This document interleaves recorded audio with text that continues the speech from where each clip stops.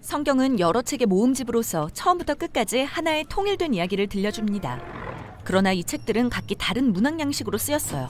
네, 서점에 갔다고 생각해보세요. 구역마다 다른 장르의 책이 꽂혀 있습니다.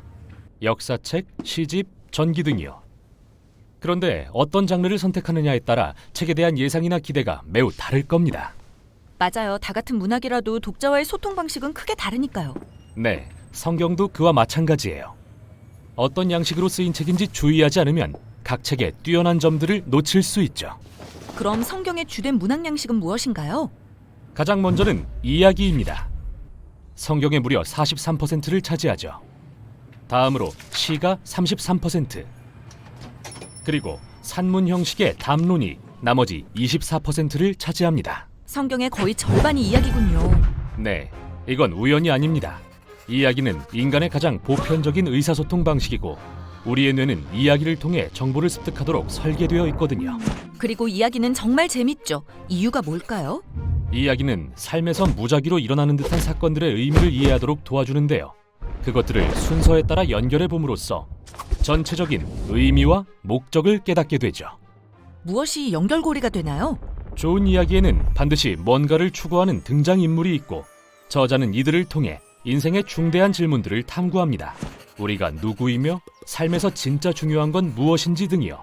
또 좋은 이야기에는 언제나 일종의 갈등이 존재합니다. 마치 우리 삶에 극복해야 할 문제처럼요. 그래서 이야기는 우리가 자신의 문제를 생각하게 만듭니다. 왜 세상엔 고통과 실망이 가득하며 그럼 우리는 무엇을 할 수 있는지 말이죠. 그리고 이야기는 대개 문제를 해결하며 끝을 맺는데 이게 우리 현실에 희망을 줍니다. 성경 이야기의 등장인물이라면 당연히 삶의 모범을 보여주겠죠? 꼭 그렇지는 않아요.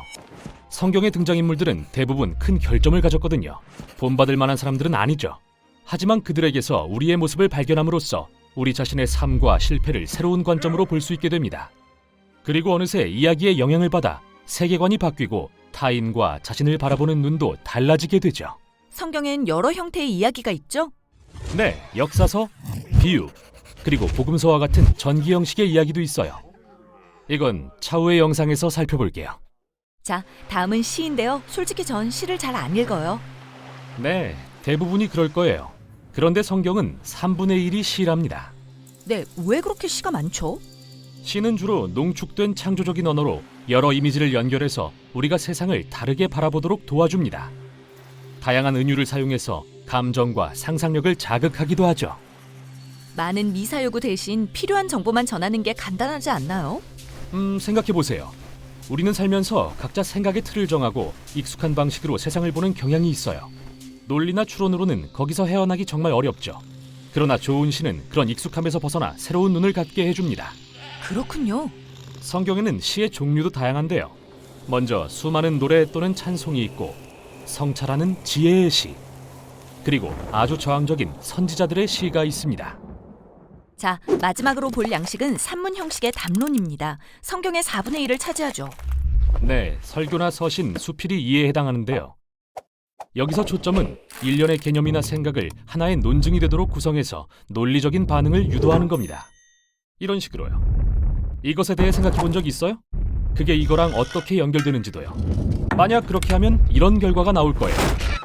그러니까 그걸 그만두어야 해요. 그래야 다른 결과가 나올 테니까요.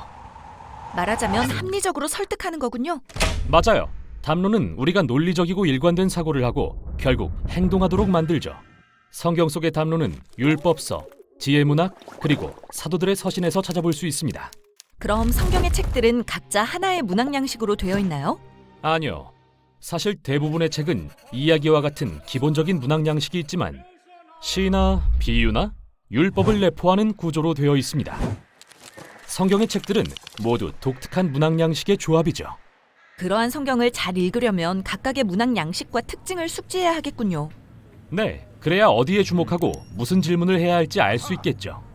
그러나 각각의 양식을 살펴보기 전에 성경을 하나로 묶어주는 아주 중요하고 멋진 특징이 있는데요. 다음 영상에서는 그걸 살펴보겠습니다.